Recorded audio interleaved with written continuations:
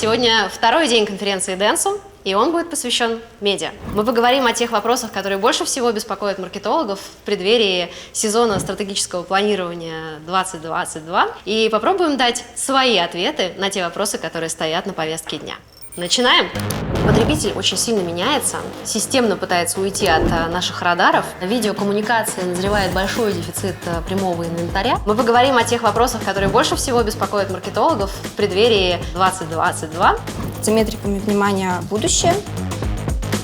Разговоры в целом порядком надоели уже. Идет борьба за время и внимание зрителя. Это уже не категория nice to have. But as important is to make sure that your voice is also heard. I would say Russia has a unique, it's magic, very specific media and data landscape. Как не тратить много денег на неработающий креатив? Атрибуционное моделирование – это очень прекрасный инструмент. Вы можете делать совершенно невероятные вещи. Мы разработали собственную методологию оценки эмоционального интеллекта брендов. А что происходит, собственно, с локальными брендами? Почему это круто? Накачанный торс как-то не очень хорошо действует. Лишь 10% людей готовы копаться, разбираться в теме и совершать рекуррентные платежи. Be the change. It's clear we are a profit company, and I hope it will not only be about fashion, but will be about a specific behavior. Возможно, самое время немножко поэкспериментировать и потестировать. Итак, есть хорошая новость. Кажется, что все глобальные рынки возвращаются к фазе роста. В последнем прогнозе, опубликованном Dentsu, видно, что и глобальная экономика начинает восстанавливаться, и есть определенные ожидания по тому, что инвестиции в коммуникации также будут расти. В этом смысле мы не исключение. Наш регион также будет в фазе роста, и основным донором этого роста, конечно же, будет Россия. Вчера Маша об этом говорила, и темпы роста вселяют большую надежду. Мы каждый год проводим опрос маркетологов и пытаемся узнать у вас, каковы же ваши ожидания от ближайшего года. Что же говорили нам вы на тему того, что ожидаете от следующего года с точки зрения медиаинвестиций? Практически 2/3 опрошенных сказали, что ожидают роста. И здесь очень приятно видеть, что практически все индустрии солидарны в этом ощущении, ну, наверное, за исключением некоторых, не совсем до конца определившихся. Но есть и небольшая ложка дегтя. Есть зона тревожности, связанная с тем, что потребитель очень сильно меняется, становится сложнее его поймать, поскольку он системно пытается уйти от наших радаров, а с ним все сложнее становится вступить в плодотворное, внимательное взаимодействие, и вообще эти самые потребители начинают почему-то отказываться от брендов по не самым очевидным причинам, начиная с того, что им кажется сложным процесс от выбора до покупки и заканчивая тем, что какие-то бренды исключаются из рассмотрения, потому что у них недостаточно экологичная упаковка. Давайте посмотрим на это чуть подробнее и обратим внимание на то, какие именно вызовы маркетологи российского рынка ожидают в 2022 году. Если прошлый год был в большей степени сфокусирован на ожидании возможных непрогнозируемых новых ограничений, связанных с пандемией, и работой с потребителем, который меняет свое поведение непрогнозируемым образом, то в этом году основные тревоги связаны с очевидно возрастающей конкурентной средой и давлением в ней, с необходимостью четко планировать все медиаинвестиции, отталкиваясь от того, насколько они влияют на продажи, и необходимостью получать оперативно данные для того, чтобы принимать быстрые решения. Мы задали вопрос, какие из стратегий вы применяли в прошлый год и какие из них планируете масштабировать в 2022 году. И на стыке этих двух вопросов родилось понимание, что ключевым фокусом в 2022 году, основной зоной масштабирования, будет фокус в первую очередь на ROI и сценарное планирование, глубокое понимание аудитории и необходимость вовлекать ее в свою коммуникацию, правильное планирование всех элементов медиамикса с учетом их взаимодействия, а также ряд стратегий, которые будут отталкиваться от конкретных задач бизнеса. такие как, например, продолжение управления ценой через скидки и промо, а также управление портфелем. Но здесь ситуация крайне неоднородна, поэтому мы на ней останавливаться подробно в этот раз не будем. Мы поговорим о тех стратегиях, которые однозначно в фокусе подавляющего большинства маркетологов. И сегодня топ-5 вещей, про которые мы планируем поговорить. Первое. Мы держим фокус на внимание аудитории и стараемся его максимизировать. Второе. Нам важно иметь гибкость и считать различные сценарии для оптимизации видеомикса. Третье. Эффект на продаже – это ключевое. Все медиа должны работать именно на это. Четвертое. Оптимизируемся по ROI. И, наконец, пятое. Нам важно построить эмоциональную связь бренда и человека. В 2022 году мы столкнемся с усилением двух ключевых проблем, связанных с видеокоммуникацией. Восстановление рынка и растущий спрос на инвентарь приведет к его дефициту, а рост количества рекламных сообщений в эфире еще больше усилит тренд на снижение внимания аудитории. Но обо всем по порядку, сфокусируемся на внимании. В 2020 году мы опубликовали исследование Attention Economy, которое провели в России по глобальной методологии Dentsu. Целью этого исследования было оцифровать не просто метрики охвата аудитории, а то, какое внимание стоит за этим охватом. Мы проверили и подтвердили большое количество интересных гипотез, смогли оцифровать разницу между полным, частичным и фоновым вниманием аудитории, нашли те интервалы, в которых этот параметр можно максимизировать, определили оптимальную длину копии, в рамках которой внимание удерживается. И на самом деле ценность этого исследования можно подтвердить буквально парой цифр. Например, разница в уровне внимания между форматами на одном и том же носителе может достигать 70%. А дальнейшая конверсия внимания в знание бренда может отличаться вообще в 3,5 раза. В общем, чудовищной исследовательской ценности работа получилась. Весь год мы ее практически применяли и хотим описать какое-то количество вещей, которые считаем суперважными для планирования 2022 года. В первую очередь, важность этого исследования для планирования медиамикса. Мы идентифицировали те каналы, в которых аудитория имеет тенденцию к фоновому смотрению или же наоборот крайне вовлеченно потребляет контент, но крайне нелояльно к рекламным паузам. Исключая эти каналы и вводя такой параметр, который мы условно назвали ТВ-VTR, мы повышаем приоритет тех каналов, в которых уровень вовлеченного внимания выше. В практической плоскости это дает нам возможность на тот же самый объем рейтингов получить больший потенциальный уровень внимания аудитории. В будущем году нам это очень сильно пригодится при планировании ТВ-микса. Аналогичным образом мы можем оптимизировать как уровень прайма, офф-прайма, выбрать правильные интервалы на каждом канале и вообще стабилизировать параметры нашего ТВ-микса благодаря тому, что прогнозируемость этого будет выше. Но помимо прочего есть и задача не просто на этапе планирования использовать выводы Attention Economy, но и применять их в ежедневном режиме. К сожалению, наше исследование было лабораторным, оно пока не является валютой рынка, но мы очень надеемся, что мы к этому стремимся.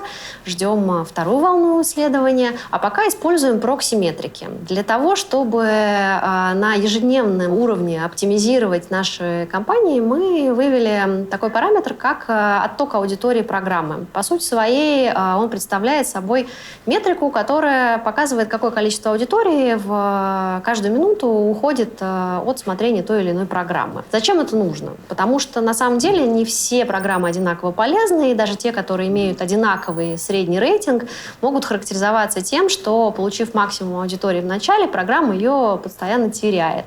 В этом смысле нам целесообразно приоритизировать именно те программы, у которых уровень оттока самый низкий. Мы построили инструмент, который позволяет это делать, и с его помощью можем на практическом ежедневном уровне оптимизировать сетки размещения. Что это дает? Это потенциал внимания аудитории повышает, а также стабилизирует прогноз. У таких программ гораздо ниже отклонение фактических параметров от плановых. Это значит, что у нас будет меньше недоборов в результате. Как мы говорили, в этом году ужасно важно получать оперативные данные, и в том числе по параметру вовлечения аудитории тоже. Для того, чтобы у вас была такая возможность, мы построили инструмент, который позволяет в живом режиме мониторить и этот параметр. Помимо прочего, он показывает большое количество других KPI, которые важны в тактической оптимизации. Сегодня мы мониторим довольно большое количество метрик, которые описывают перформанс телевизионных компаний и конкурентную активность. Для того, чтобы делать это правильно, мы подготовили вот такую модульную систему. Здесь речь идет не просто об автоматизации, не просто про сравнение плана с фактом.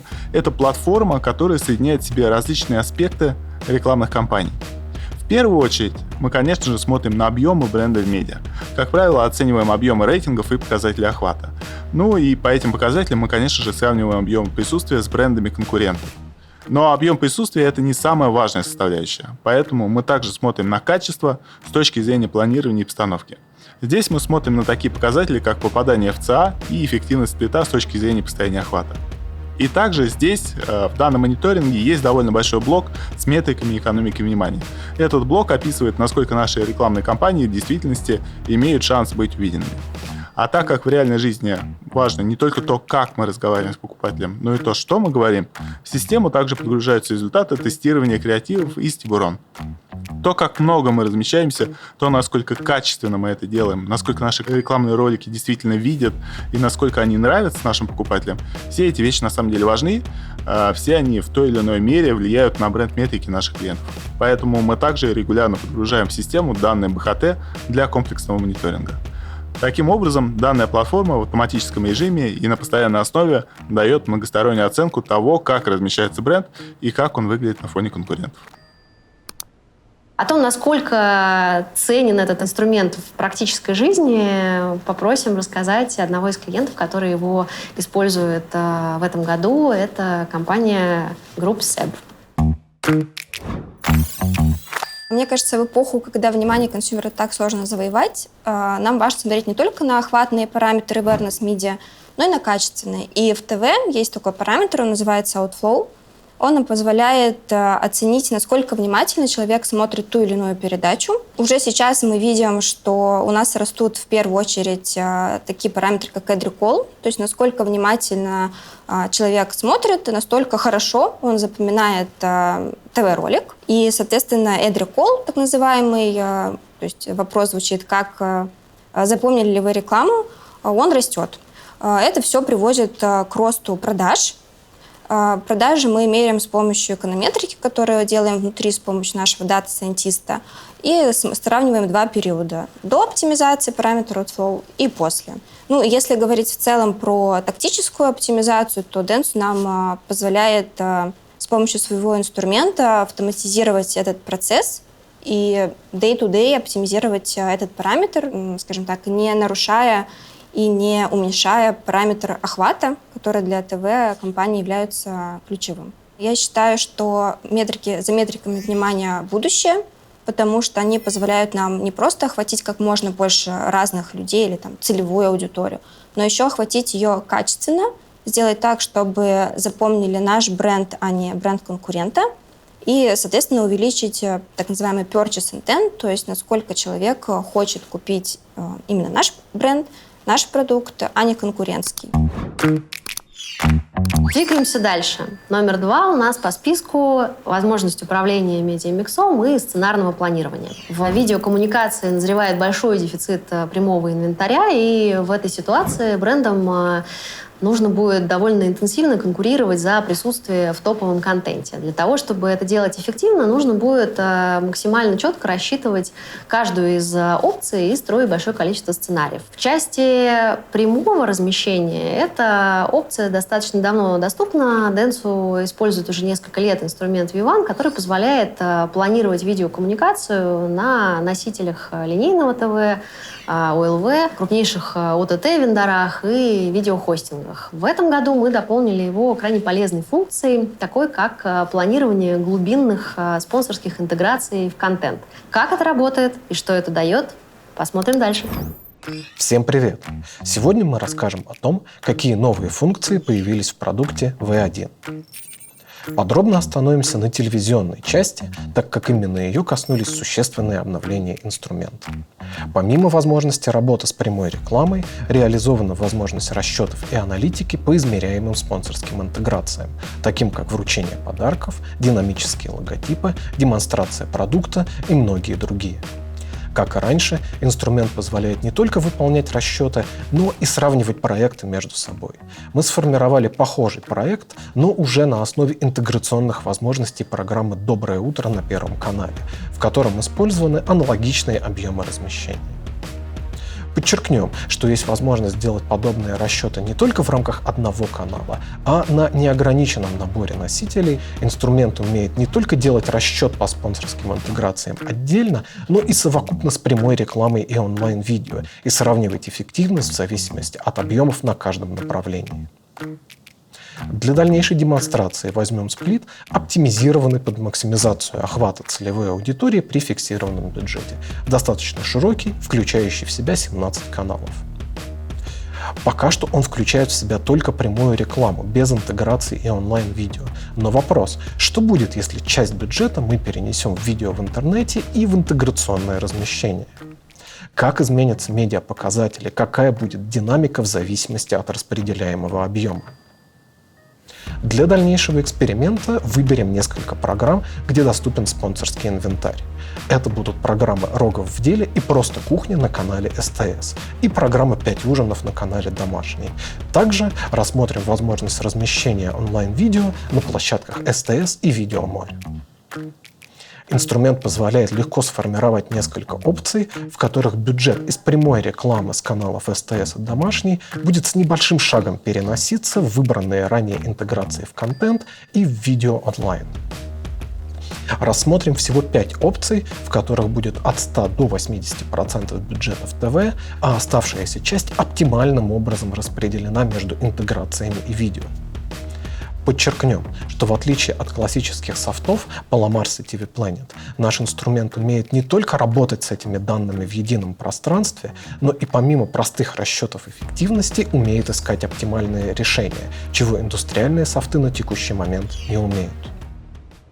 Качественно спланированный видеомикс на базе объективных параметров, позволяющих сравнить эффективность прямого размещения и глубоких интеграций в контент, позволит брендам уйти от прямой битвы весов и обеспечить себе конкурентное преимущество за счет более эффективного присутствия в контенте, который привлекает больше внимания аудитории. Как ответят на это телеканалы?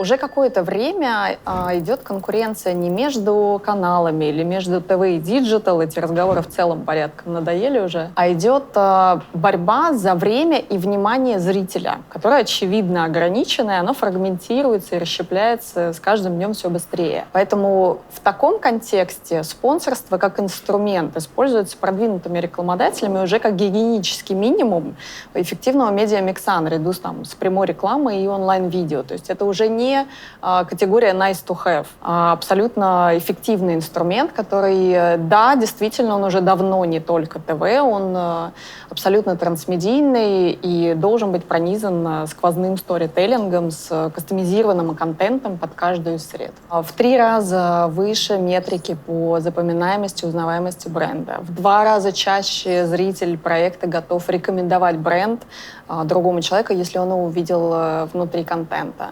В 2 раза чаще он запоминает другую рекламу бренда, если он ее заметил внутри классного контента. Рост бренд-метрик по результатам интеграционного спонсорства на 30% выше, чем после рекламной кампании в прямой рекламе. Спонсорство из категории такого cherry on top и приятного дополнения переходит в абсолютно рабочий инструмент. И наверное, сейчас уже сложно сказать, для какой категории работает лучше. Он работает для всех.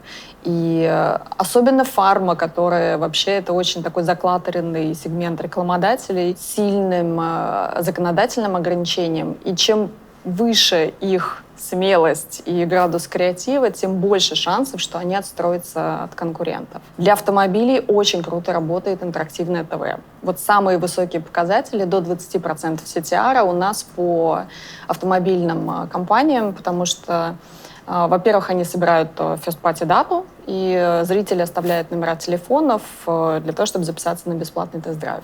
Во-вторых, в целом это очень круто работает. Можно показать абсолютно разные механики от викторины до узнать больше информации о бренде. Для FMCG у нас был прекрасный кейс в прошлом году с Nestlé под категорию Pet Food Purina One. Задача клиента была рассказать зрителям о том, что с помощью этого корма коты могут похудеть к Новому году, точно так же, как все стремятся похудеть среди людей. Сложно было бы донести и развернуть это сообщение в классической рекламе или там в обычных форматах. Через спонсорство, через активацию зрителей в соцсетях с хэштегом «Котообещание» мы активировали огромный охват и огромную аудиторию, которая на это отреагировала. И бренд отстроился, запомнился и получил очень хорошую лояльность. В новом сезоне мы еще больше масштабируем трансмедиа-проекты, представленные во всех средах. Это ТВ, диджитал, соцсети и абсолютно все. Конечно, это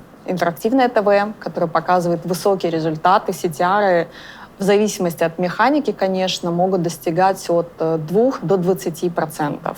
С гарантированным призом это всегда круто работает. Конечно, мы сейчас на стадии демо-тестирования Addressable TV.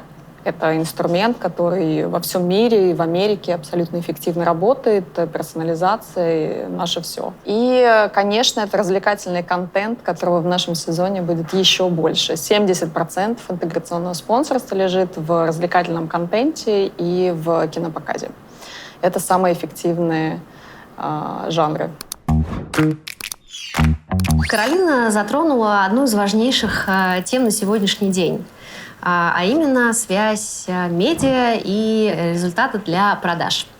И это 3-й пункт, о котором мы хотели бы сегодня поговорить. Dentsu уже довольно давно использует данные ритейла в оптимизации медиаразмещений. Напомним вкратце, как это работает. С помощью данных ритейл-сетей, e-комов, маркетплейсов и мобильных операторов мы можем идентифицировать потенциального шопера. Это могут быть как потребители категории, так и потребители конкурирующих брендов, так и те, кто имеет намерение купить тот или иной продукт. Мы можем активировать этих шоперов через медиа и посчитать эффект в продаже, сравнивая результативность в тестовой и контрольной группе. Механика звучит, в общем, несложно, но ушло несколько лет на то, чтобы отточить все связки между участниками процесса и сделать его максимально эффективным, быстрым и бесшовным. Благодаря нашему партнерству с компанией Retail Media, используя большой собственный ресурс, нам удалось накопить огромную базу знаний о компаниях, которые использовали данные ритейлеров, благодаря чему, собственно, был построен предиктор, который позволяет на стадии планирования оценить, как та или иная компания может контрибутировать в рост продаж. Также, используя оптимизатор, мы можем построить максимально качественный и эффективный с точки зрения ROI медиаплан, который привлечет максимум целевого трафика к полке, и посчитать потенциальную отдачу на инвестиции. Для того, чтобы проиллюстрировать этот кейс практикой, мы пригласили рекламодателя, который, по сути, первым вступил на этот путь. Еще в 2016 году компания Danone совместно с Karat использовала это впервые. В этом кейсе для бренда Activia использовалось 3 трайба. Это объединение потенциальных потребителей, которые характеризуются теми или иными поведенческими особенностями. На каждую из них была размещена своя коммуникационная кампания, и мы замерили результаты на данных ритейлеров. Для каждого из трайбов использовался кастомный креатив, причем их было несколько для каждого типа и формата носителей. Дальше у нас была возможность сравнить их между собой и выявить какие-то признаки, которые отличают более эффективный креатив от менее эффективного. Например, с женщинами мы выяснили, что гораздо лучше работает экшен в кадре, а с мужчинами было не так понятно. Оказалось, что накачанный торс на них как-то не очень хорошо действует, и, возможно, нам нужно именно этот креатив использовать для другого трайба. Например, для женщин. Но более интересно то, какие результаты мы получили с точки зрения медиа и с точки зрения бизнеса. В медиа результаты были сильно выше, чем средний бенчмарк, практически по всем параметрам, и по охвату, и по VTR, и по CTR. Но что гораздо круче, мы получили довольно серьезные аплифты с точки зрения бизнеса.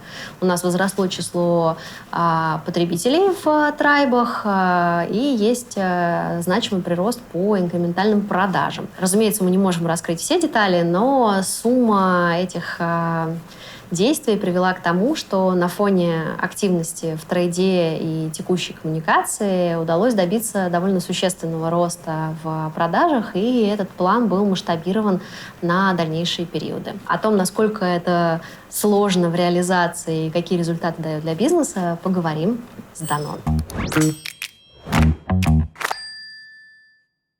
Good morning, Eduardo. Thank you for coming and for sparing some time for us to speak about the Danone approach to precision marketing. It's my pleasure to host you here. Thank you. I'm really pleased, and it's me to thank to have some time to share what we're doing and with this qualified audience. Thanks. So, stepping right into the practice, what are the actual business challenges and the business objectives that you're solving with a precision marketing approach? I think that the main challenge, Dasha, is mostly around people. And I tell you why. Because I think sometimes we get a little bit media blind, thinking that media is around only mass reach and frequency. And we forget that besides this, and this is extremely important, is also the, cutting the clutter and also ensuring that all this media audience, we convert them into consumers.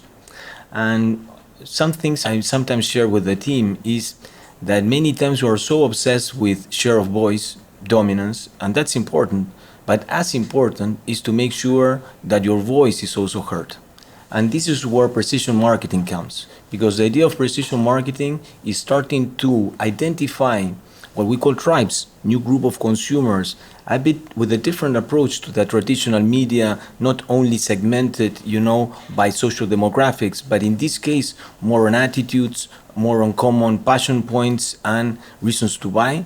And based on this, start to target them with a different media approach and creative approach. As with anything new, it takes a certain boldness and vision to step into the territories that were never explored before.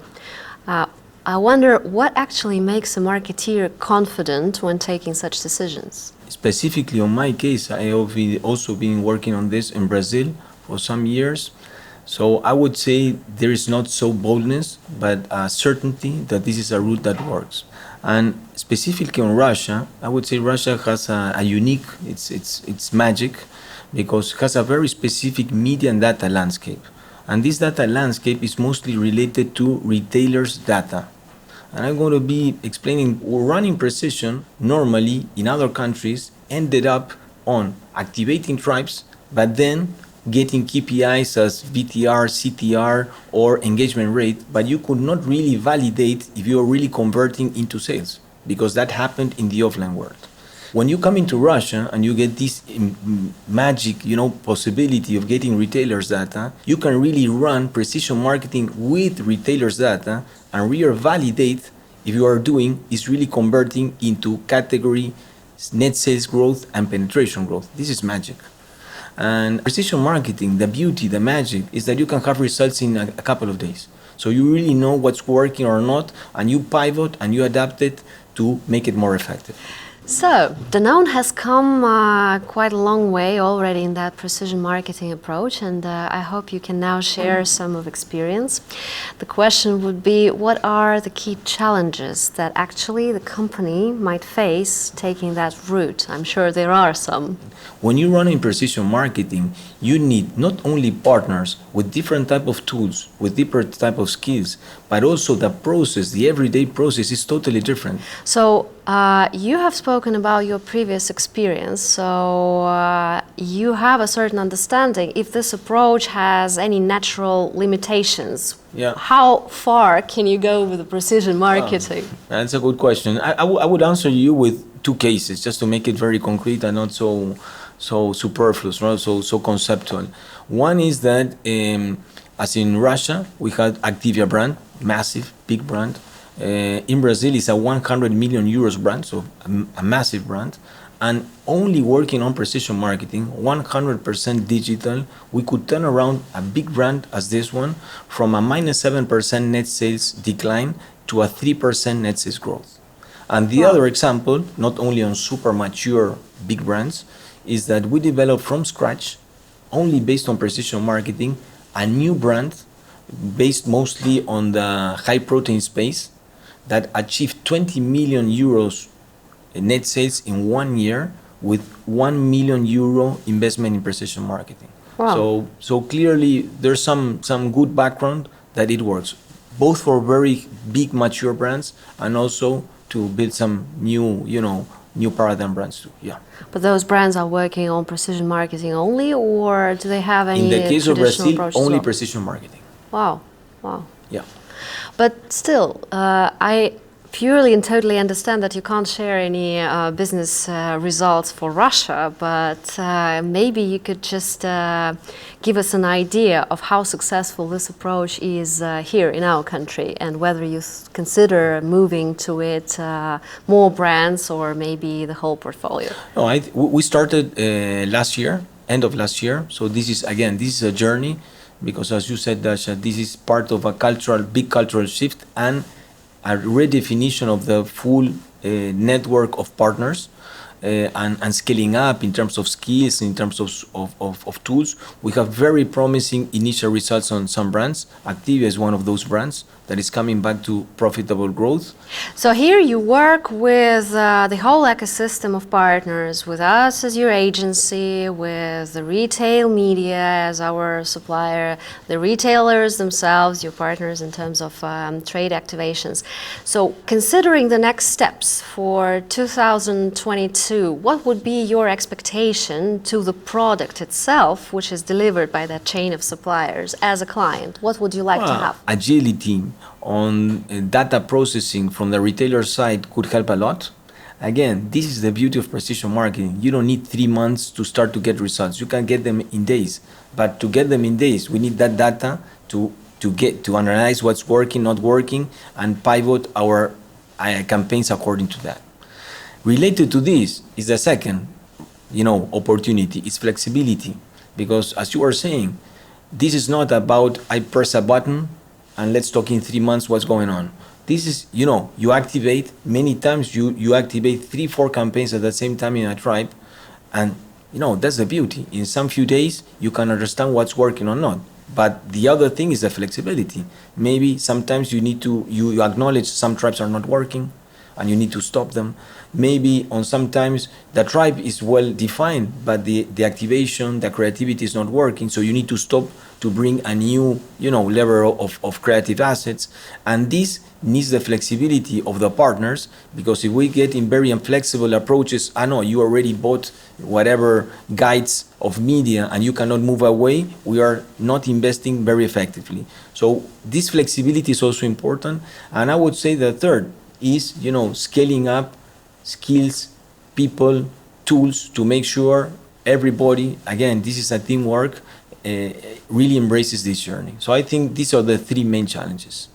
I hope we step into the next year with all the 3 challenges solved, actually. Yeah, I have no doubt this is a journey. We know it works, and this will get better and better along the time. I think we're on a good track. Thank you very much. Thank you, Dasha. Эдуардо упомянул 3 ключевые вещи, которые он ожидает от продукта в 2022 году. Мы пообщались с нашими партнерами из Retail Media и узнали, что часть из этих пожеланий уже запланирована к реализации. В частности, коллеги в следующем году предоставят возможность в живом режиме мониторить промо-активность в сетях, а также предоставят инструмент, который позволяет скорить креатив по ряду параметров, оптимизируя его под задачи именно компаний, построенных на приведение трафика в сети. Работа с данными ритейл-сетей может быть полезной для медиа-оптимизации, и для более глубокого понимания целевой аудитории, и для непосредственного планирования активаций в сетях. Мы надеемся, что часть из этих функций вам пригодится в 2022 году. 4-м пунктом у нас стоит оптимизация медиамикса по ROI. Бизнес чаще всего задает себе очень понятный набор вопросов. Какая из 2 половин моих инвестиций наиболее эффективная? Как сделать так, чтобы не тратить много денег на неработающий креатив? Как именно строится мой медиаплан и зачем столько инструментов? Неужели они все приносят какую-то ценность? Как только мы начинаем работать с этими задачами, вопросы становятся еще более конкретными. Какие именно форматы наилучшим образом конвертируют аудиторию в продажи? Как сделать так, чтобы потребитель не терялся на всем своем user journey, а точно доходил до магазина, автосалона, банка и так далее? На все эти вопросы нам помогает отвечать атрибуция. Как это работает? На самом деле достаточно просто. Обычный путь потребителя состоит из цепочки последовательных контактов с сообщениями от бренда. Он может начинаться с показа видеорекламы, которая приводит потребителя на сайт. Дальше, через паузу, он может столкнуться с таким же показом на каком-нибудь новостном ресурсе и снова зайти на сайт. И, наконец, через какое-то время, например, использовать поиск, когда уже окончательно определился с покупкой, найти интересующий его продукт и положить в корзину. Если мы смотрим на это с точки зрения анализа постклика и пытаемся понять, откуда мы получили самый ценный трафик, то, конечно, последний сеанс будет наиболее эффективным. Однако он не состоялся бы, не будь всей предыдущей цепочки коммуникаций. Поэтому крайне важно взять полную цепочку, которую проходит потребитель, проанализировать все ее элементы и посмотреть, как они воздействуют на друг друга и как все вместе в синергии приводят к результату. Математически это можно сделать с помощью методов цепей Маркова или вектора Шепли. Очень умные слова, но позволю себе немножко поумничать. В результате можно оцифровать каждый из этапов, получив четкое понимание, как каждый элемент воздействует на конечное действие. Для этого нужно собрать большое количество вот таких цепочек, полностью их оцифровать и построить атрибуционную модель. Что, собственно, Dentsu на данный момент и делает для многих своих клиентов. Это позволяет делать планирование по-настоящему data-driven. Мы решаем таким образом большое количество задач и отвечаем на такие вопросы, как, например, какой формат наиболее эффективен, какая площадка лучше всего сконвертировала аудиторию из захвата в продажи, как сработала последовательность действий той или иной цепочки событий на потребителя, каким образом мы можем оптимизировать эту последовательность, убирая ненужные контакты и повышая вес наиболее конверсионных. Все это в конечном счете приводит к возможности строить план, оптимизируя его от ROI. Для клиентов это крайне удобный инструмент. Он позволяет видеть как глубокую аналитику, так и строить прогнозы. Посмотрим на кейс практического его применения на примере атрибуции, которое наше агентство People and Screens реализовало для клиента 100 Лото. Для того, чтобы реализовать этот проект, агентству People and Screens потребовалось собрать порядка 1 миллиона таких цепочек действий по потенциальной аудитории на старте проекта. Сейчас, конечно, этот массив собирается онлайн и автоматически, и это позволяет просчитывать огромное количество сценариев и вариантов этой кампании. В результате появилась возможность оптимизировать кампанию по источникам трафика. Мы доказали на данных, что не только CRM конвертируется в конечные действия, взаимодействия, но и медиа этому очень сильно способствуют.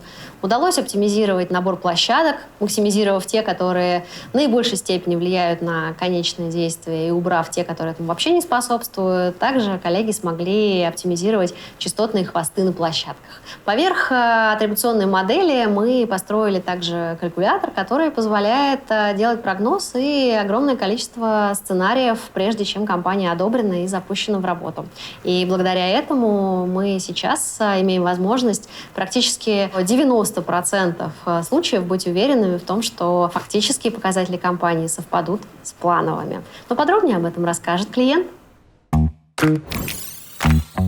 Атрибуционное моделирование – это очень прекрасный инструмент, в отличие от эконометрического моделирования, которое раскладывает всю вашу компанию сверху вниз на какие-то большие факторы, типа телевизор, интернет, не знаю, там, пиар какой-нибудь. Атрибуция затрагивает это все снизу вверх, позволяет точно знать, на какой площадке, сколько надо купить инвентаря, в каком формате, с какой частотой для того, чтобы получить прогнозную эффективность. И зная эту информацию, накапливая серию атрибуционных моделей, в нашем случае их уже там более 50, вы можете делать совершенно невероятные вещи. Вы можете делать сделки на основе атрибуции, вы можете точно понимать, сколько какого инвентаря купить для того, чтобы достигнуть запланированного показателя там, ROI и так далее. Поэтому в этом плане атрибуция позволяет сделать закупки более предсказуемыми и понятными. Многое, что находилось раньше в таком блэкбоксе, из этого блэкбокса выходит и становится понятным, доступным и применимым. Плюс мы там в части бизнесов взяли большой отбор атрибуционных моделей и, соответственно, эконометрических и попытались их поженить. Женитьба этих двух, как сказать, верхних и нижних направлений позволила нам построить сервис, через который сегодняшний медиа-менеджер в S8 может нажатием нескольких кнопок получить медиаплан, который с точностью прогнозной 92-95% в зависимости от продукта позволяет ему понять, куда пойти и что закупить. Такая трансформация позволила нам, например, сэкономить до 1000 человека-часов в год сотрудников, которые раньше занимались медиапланированием, ускорить это медиапланирование в 1,5 раза и повысить эффективность закупок в терминах ROI в среднем на плюс 35%. С коллегами из People and Screens мы делаем большой сервис, который позволяет нам автоматизировать планирование рекламных кампаний 360. Сейчас мы научились уже, помимо того, что мы можем планировать одним кликом весь медиамикс, это телевизор, радио, наружная реклама, это диджитал и так далее. Мы стремимся к тому, чтобы спрогнозировать некие эффекты, которые мы должны сделать в соседних каналах. Маркетинговые технологии требуют большого объема данных. И главное, наверное, что имеет смысл посоветовать перед этим, это заняться вообще, в принципе, управлениями данными внутри компании через информационные фабрики данных, дата-хабы, неважно, как это у вас называется, но если данные у вас не консолидированы в одном месте, если вы их не собираете, не умеете ими управлять и быстро доставать, скорее всего, у вас ничего не получится ни из мартеха, ни из атрибуции, ни из других каких-то вещей, либо полученную информацию вы сможете слабо применить для построения моделей внутри. Поэтому первое, для начала займитесь данными. Вторая составляющая, нужно понимать, что если даже данные уже в каком-то большом объеме или небольшом накопились, вам все равно придется пройти через этапы проб и ошибок. Обычно эти этапы занимают от 1 до 3 лет в зависимости от объема компании, от того, насколько быстро там построены процессы. С первого раза мы заказали услугу, и бац, после этого на нас повалилась куча денег, и наш ROI вырос. Такого не бывает. Вам нужно пройти новый этап, внедрить новый бизнес-процесс, фактически перестроить работу компании с классического принятия решений. Мне так кажется, я так думаю, ой, это всегда так работало. На историю связанными, смотрите, дата-сайентисты у нас накопали это, и поэтому мы будем делать так, или пробовать делать так. Вот это, наверное, главная рекомендация, которую хочется дать. Сегодня мы очень много уже говорили о том, как оцифровать все возможные элементы маркетинг-микса, но одна из сложнейших задачек – это как оцифровать эмоциональную связь бренда и человека. Поговорим об этом подробнее, и это наш заключительный топовый пункт на сегодня.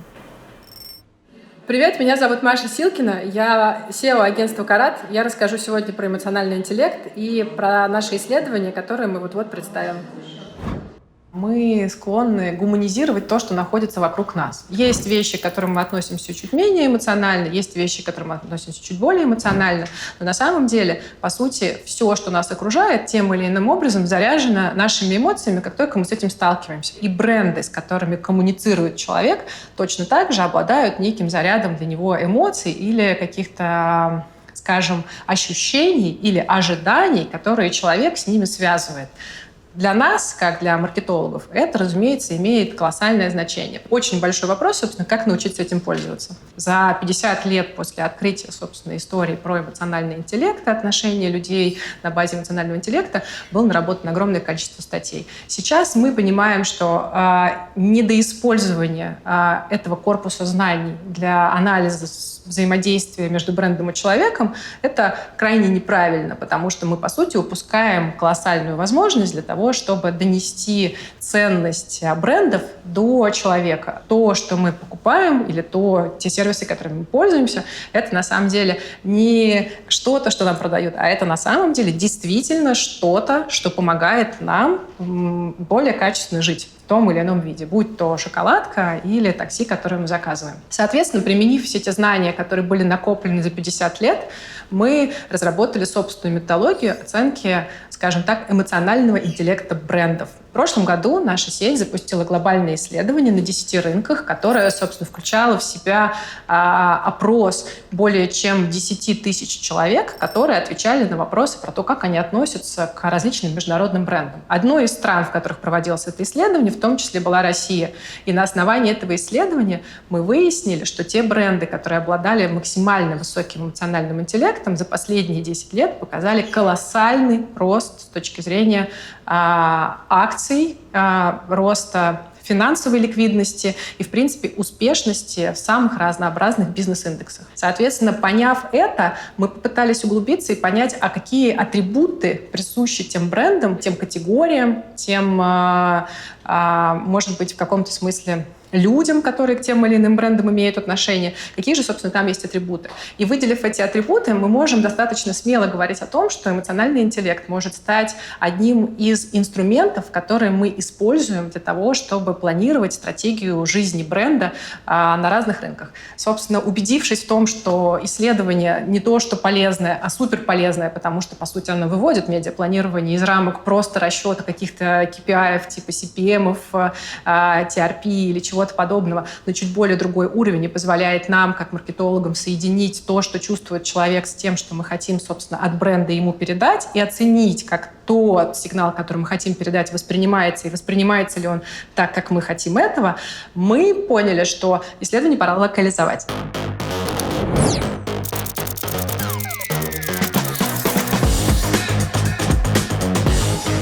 Поняв ценность глобального исследования, мы, естественно, приняли решение его локализовать, потому что большое количество брендов, представленных в России, не представлены в европейских странах и в американских. Они таким образом не получили свои оценки. И мы хотим понимать, а что происходит, собственно, с локальными брендами. Мы провели исследование. В исследовании приняло участие несколько тысяч человек, которых мы опрашивали по анкете из 50 вопросов о том, как они относятся к конкретным брендам, насколько эти бренды соответствует их пониманию места этой категории в жизни, насколько эти бренды соответствуют их ценностям, насколько то, что бренды коммуницируют, в принципе, подходит или не подходит для этой категории и для того, чтобы бренд воспринимался хорошо. И на основании их ответов мы, собственно, сформировали матрицу, которая позволяет определить индекс эмоционального интеллекта бренда. На него мы можем посмотреть, как с точки зрения присутствия бренда в рамках одной категории, то есть сравнить, например, бренд А с брендом Б с точки зрения эмоционального интеллекта. Какой-то бренд может очень правильно и очень качественно коммуницировать свои ценности, но при этом в это же самое время потребители говорят о том, что да, нам очень нравится коммуникация, но мы совершенно не видим того, чтобы бренд действительно помогал или делал то, что он обещает в рамках этой коммуникации. Ну, классический пример, когда многие бренды говорят, что они сейчас глубоко вовлечены в социальную повестку, но в реальности, в своей обычной жизни человек с этим никак не сталкивается. Покупая продукт на полке, он не видит вот этого сообщения. Соответственно, здесь можно было бы сделать вывод, что очевидно, что между коммуникацией и там, присутствием на полке или присутствием в каком-то физическом мире есть некий там провал, и маркетингу стоило бы подумать, как эти вещи соединить, если они для целевой аудитории, например, имеют какой-то значимый вес. Кроме того, что мы сможем сравнить бренды в рамках одной категории и понять, как они соотносятся друг с другом, мы сможем также сравнить бренды, которые присутствуют в разных товарных категориях. Почему это круто? Потому что есть товарные категории, которые исторически вызывают больше эмоций у потребителей. И на самом деле брендам, которые находятся в тех категориях, которые вызывают меньше эмоций, например, вот платежные системы или финансовые сервисы, это то, где все максимально рациональны и пытаются отключить эмоции вполне намеренно. Но при этом бренды там тоже хотят расти и выстраиваться, соответственно, они могут взять лернинги из тех категорий, в которых эмоциональный интеллект, в принципе, выше у брендов и где они уже давно и уверенно с этой историей работают. Соответственно, наше исследование уже доступно, пока что в укороченном виде, таких, скажем, основных хайлайтов и выводов, которые можно сделать на верхнем уровне, но буквально через несколько недель мы покажем вам всем полные результаты исследования, а также, разумеется, интегрируем все то, что мы выявим в рамках исследования эмоционального интеллекта, в разработку стратегических рекомендаций. Как я уже сказала, мы собираемся использовать показатели индекса эмоционального интеллекта для разработки стратегии наших клиентов. Почему это важно? Потому что это позволяет нам выйти за пределы осознания и изучения брендов как физических объектов в жизни человека на чуть более высокий уровень. То есть исследовать, почему человек и какие у него есть ожидания в отношении конкретных продуктов или конкретных ситуаций потребления, и использовать силу бренда и возможности, которые есть у бренда, для того, чтобы эти потребности закрывать. Таким образом, бренды приобретут ценность не с точки зрения того, что они какую-то потребность просто закрывают, но они слышат человека и дают ему ровно то, что ему нужно. В этой ситуации, как мы понимаем, любая коммуникация будет амплифицирована тем эффектом попадания в конкретный момент и в конкретные ожидания, которые есть у условного потенциального потребителя или просто человека. И вот оно, то, к чему мы, собственно говоря, все хотим идти, к тому, чтобы бренды стали по-настоящему ценными для жизни человека. Помните, в самом начале мы упоминали об одной из возможных стратегий, которые бренды для себя рассматривают в 2022 году, а именно использование элементов корпоративной и социальной ответственности и вовлечение аудитории через такие приемы. В сочетании с необходимостью глубже изучить меняющегося потребителя, мы хотели бы поговорить подробнее о том, какие инсайты мы получили благодаря исследованию в этой области. Привет, я Люся Виноград, лидер краудсорсинговой платформы Better. Мы с вами на конференции Dentsu. Сейчас будем говорить о благотворительности. Better совместно с Google и Kantar провели исследование о пути пользователя в сфере благотворительности. Давайте посмотрим на этот CGM. Шаг номер 1. Более трети людей получают информацию о необходимости помочь из онлайн-источников, а 29% встречают ее на ТВ. Однако любопытно, что процент фактически совершивших пожертвования людей гораздо выше среди тех, кто встретил просьбу о помощи на ТВ. Шаг номер 2. Выбор благотворительной организации. 26% людей ищут информацию о благотворительном фонде онлайн. Диджитал становится популярным каналом как для поиска информации, так и для принятия решения о совершении благотворительного акта. Шаг номер 3. Выбор фонда. Лишь 15% людей действительно выбирают благотворительную организацию для совершения пожертвования. Большинство людей совершают этот акт на эмоциональном уровне. Шаг номер 4. Выбор благотворительных программ и благополучателей. Мы заметили, что после получения информации о пожертвовании пожертвование совершается в среднем в течение часа. То есть люди долго не думают о том, куда переводить деньги, а пожертвование совершается на эмоциональном уровне. Увидел, откликнулось, сделал донейшн. Шаг номер 5. Выбор метода совершения пожертвования. Здесь немного грустных цифр. Лишь 7% людей регулярно жертвуют в благотворительные фонды. Для многих рекуррентный платеж – это достаточно сложное решение, подобное взятию кредита. Люди пока еще не привыкли к подпискам на благотворительные фонды. Шаг номер 6. Отслеживание результатов. Для 35% благотворителей крайне важно получать информацию о том, куда действительно было израсходовано их пожертвование. И для этого 66% людей готовы оставлять свою контактную информацию, что намного выше, чем в среднестатистической программе лояльности для бренда. И финальным шагом в пути пользователя сферы благотворительности является принятие решения о повторном участии. В сфере благотворительности 68% пожертвований носят спонтанный характер. Лишь 10% людей готовы копаться, разбираться в теме и совершать рекуррентные платежи. Однако мы видим, что ситуация постепенно меняется. Растет эмоциональная связь между потребителями и брендами, растет запрос брендов на sustainability-повестку. Об одной из таких акций, реализованных агентством DanceUX для бренда Tezenis компании Calzedonia, мы узнаем дальше. We can help the planet for a better future. Together, we can make the difference. We are what we wear. We are what we wear. I choose my new Tezenis bra with recycled lace. Choose to be sustainable. Choose Tezenis. Be the change. Be the change. Be the change.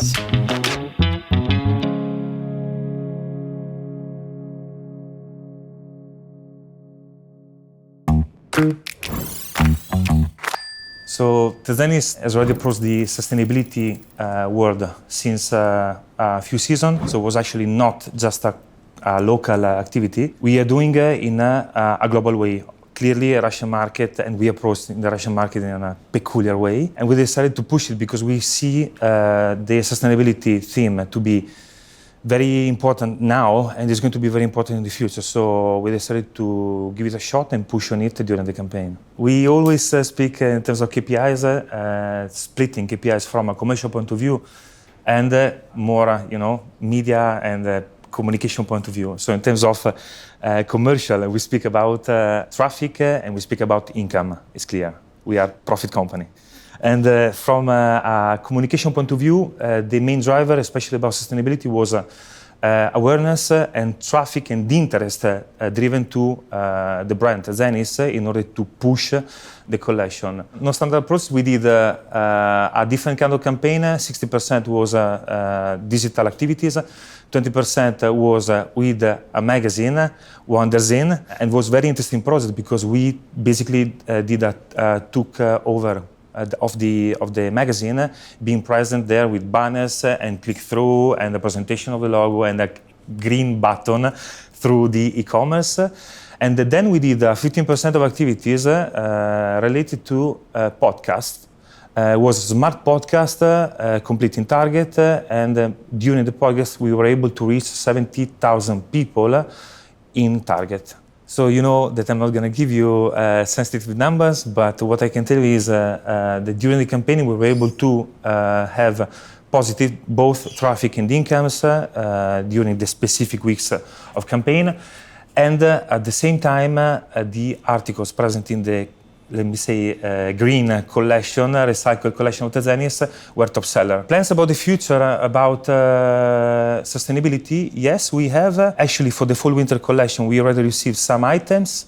We are going to show them in our stores now, and we are going to increase as well configurations of ecological items. So you can come to Tezenis and find pajamas, you can find loungewear and fashion items as well in underwear collection. We see that this sustainability, a green approach, will probably take more time because the feeling that Russian people, I think they still need to develop it and be more aware about what they can do in order to embrace this kind of change. And same as we call the campaign in Tezenis, be the change. So I think that for sure the future will be more clear, will be more present, this kind of approach. And I hope it will not only be about fashion, but will be about a specific behavior that, Russian citizens, they should embrace and have in order to, help the planet and the environment itself. Сегодня мы постарались рассказать вам о самых практичных инструментах, которые мы предлагаем использовать в 2022 году. Если вы их уже в той или иной степени применяете, тогда ваши команды делают прекрасную работу. Если же по какой-то причине вам кажется, что пока что эти инструменты не совсем подходят задачам вашего бизнеса, возможно, самое время немножко поэкспериментировать и потестировать. Если вам интересны детали, вы найдете их по ссылке в описании. Спасибо за ваше внимание. Хочется поговорить о эволюции современного креатива. Занимаемся и бренд-билдингом, и экспириенс-креативом. Это прям уровень. Пандемию. Получили сериал, который зашел. Она была построена на потребительском инсайте. 17 миллионов на пятницы и еще 21 миллион в диджитал. История про ТикТок. Извините, я... Ну реально кое-что побазарить. Да нет, Олеся Юрьевна, убегаете? Почему же это мой естественный... Это было круто. Теперь поговорим о платформах. Сейчас TikTok лидер по динамике роста.